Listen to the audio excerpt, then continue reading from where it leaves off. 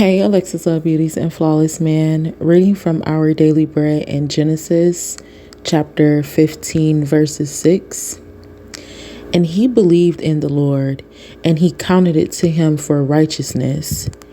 We need to pass on to our children and remind ourselves that if we have deep convictions that have not just been handed to us, but that have been seared into our souls through difficult battles won, those convictions will be tested. They will be tried in the fires of outside pressures.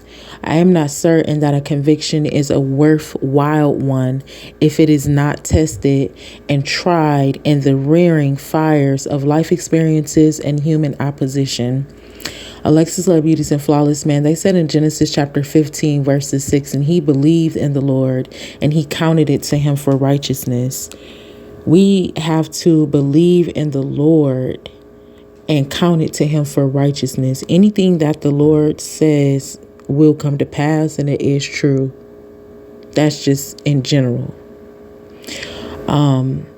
The person in their testimony said that we need to remind ourselves that if we have deep convictions that have not just been handed to us, but that has been seared into our souls through difficult battles won, those convictions will be tested. We will be tested and tried as a human, as a woman, a man, even a child.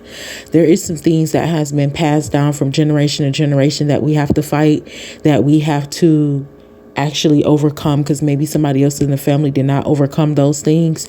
And then also there is some things that with our own lives we just have to overcome as well. There is a lot of different things that may have been seared into our souls and in our ways of thinking, but with those convictions, it come a test. So for an example, if you are always told that there are no good men in the world, and that has been seared into your mind that, oh, there's no good men out here, you might as well just be single. And if you go through with that, because it has been so seared in your soul, and you continue to go through with that conviction, then you'll never believe that there is not any good men. You had a handful of good men, didn't like them, didn't know how to treat them, didn't know how to even invite them in, because of that deep seared conviction that has been in your soul. You'll be tested, and then it might come to a point where you're like, okay, well, I want a good man now. So now you're tested with something that somebody told you was always bad, but it's actually good. So we will get tried. Just in general, we will have to go through tests.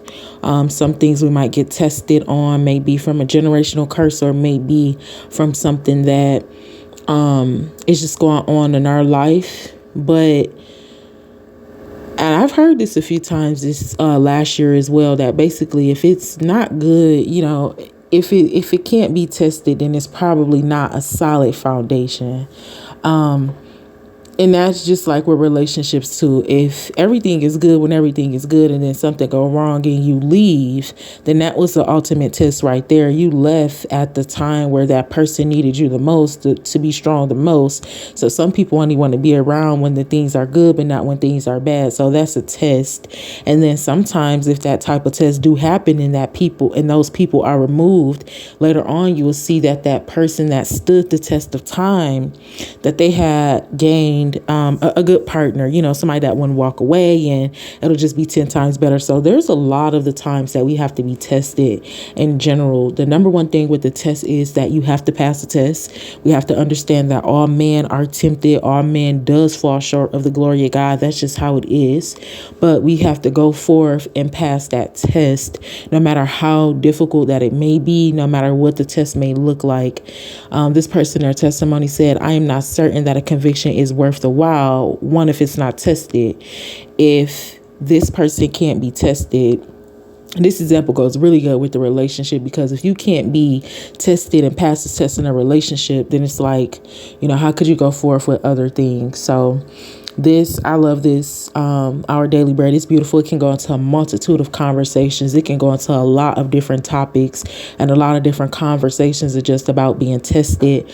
But when you get time today, I encourage you to read Genesis chapter 15, verses 6, and believe in the Lord. And no matter what you're going through, always know that you will pass the test. Understand that the test will come, but as long as you believe in the Lord, then it will be counted righteousness unto him. And that's how you get blessed, because you believed in the Lord. You gave him that control. You had faith throughout that situation. And then when you count it as righteousness, the Lord gives it right back to you, and he'll bless you in that situation. God bless you. And Alexis loves you.